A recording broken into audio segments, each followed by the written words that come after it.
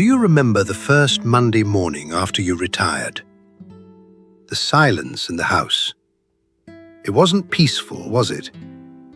It was deafening. Come in, pull up a chair. I want to talk about what happens in that moment, and more importantly, what comes after it. For most of our working lives, being needed is so constant that we stop noticing it. The phone that rings with a problem only you can solve. The meeting that can't start without you. The person at the next desk who asks your opinion before they ask anyone else. These things feel ordinary, even annoying sometimes. We complain about them. We joke that we can't take a vacation without something falling apart.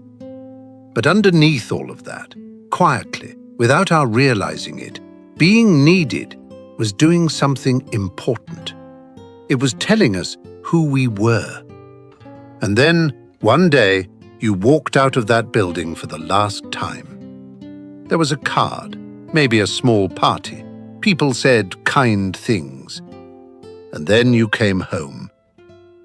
And the next morning, you woke up and realized that nobody, absolutely nobody, needed you to show up anymore. Research on retirement and purpose tells us something that most people discover the hard way. Up to 1 in 3 people who retire describe the transition as genuinely difficult. Not financially, not logistically, but emotionally. A sense that something fundamental has shifted and they can't quite say what. One study found that the average retiree suddenly has approximately 2,500 more hours of leisure time each year than they did while working. 2,500 hours. Think about that for a second. That's a lot of mornings with nowhere to go. That sounds like freedom, and for a while it is. But here's what nobody tells you about that much unstructured time. It doesn't feel like freedom when you're used to being the person that everyone else was waiting on. It feels, at first, like disappearing.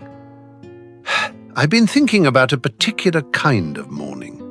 The kind that comes a few months into retirement, when the novelty has worn off, when you've done the things you said you'd do when you finally had the time, the travel, the projects, the long walks. And one morning you wake up and there is nothing. Not nothing bad, just nothing that requires you. No one's waiting on the decision you need to make. No one will have a worse day because you didn't show up. The world is moving perfectly well without your particular contribution to it. And you sit with that feeling, which is hard to describe and harder to admit to, and wonder if this is what the rest of it is going to look like. There's a reason that feeling is so disorienting. For decades, your sense of worth was tied to your usefulness. Not because you chose it that way, but because that's how the world around you measured value, in output, in contribution, in how much would fall apart without you there. And now, the world isn't falling apart, and that, paradoxically, is the problem.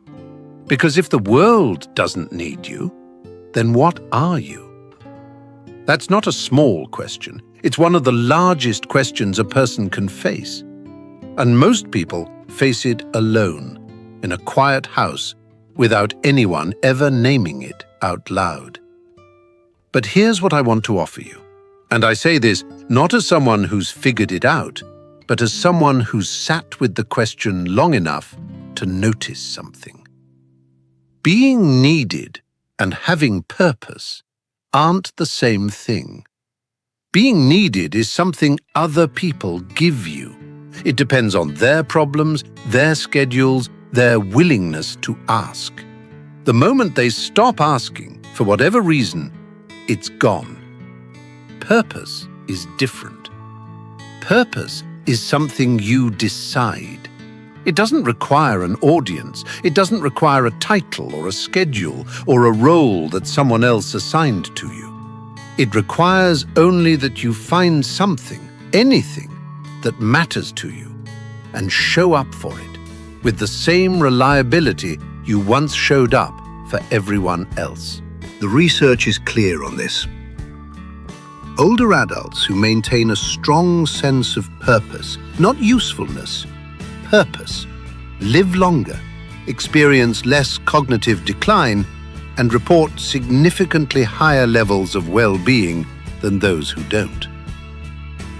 The difference isn't in what they do, it's in whether they've decided that what they do matters. And here's the part that I find most remarkable. Purpose doesn't have to be large. It doesn't have to look impressive from the outside. It doesn't require a new career or a volunteer program or a second act that other people applaud. It can be as quiet as a garden you tend every morning. A letter you write every week to someone who doesn't get many letters. A skill you've spent 40 years developing, offered now to one person who needs it. The size of the purpose isn't what matters. What matters is that you chose it. So, one thing. Think of one thing, just one, that you'd do even if no one ever knew you were doing it. Not for recognition, not because someone needs it, not because it used to be your job. Something that when you're doing it, makes the day feel less like a blank canvas and more like something worth showing up for. You don't need to build a whole new life around it. Just start there. Just that one thing this week.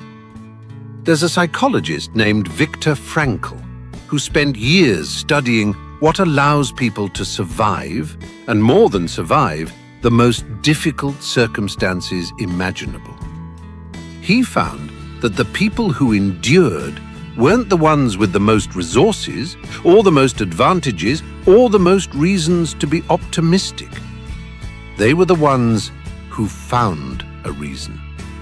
Not a grand reason, not a reason that would make sense to everyone, just something that was theirs. Something that made the next morning worth waking up for. You've already survived a great deal.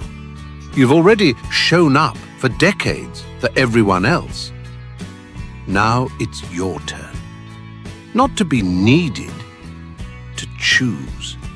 And to find out, maybe for the first time, what you'd choose if the choice were entirely your own. Thank you for being here. I'd like to ask you something before you go.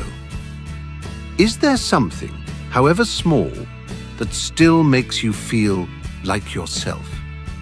Something you do or have done or have always wanted to do, just because it matters to you? Leave it in the comments if you feel like sharing. You might be surprised how many people are looking for exactly the same thing and just needed to hear someone else say it first. Until next time, take good care of yourself. I mean that.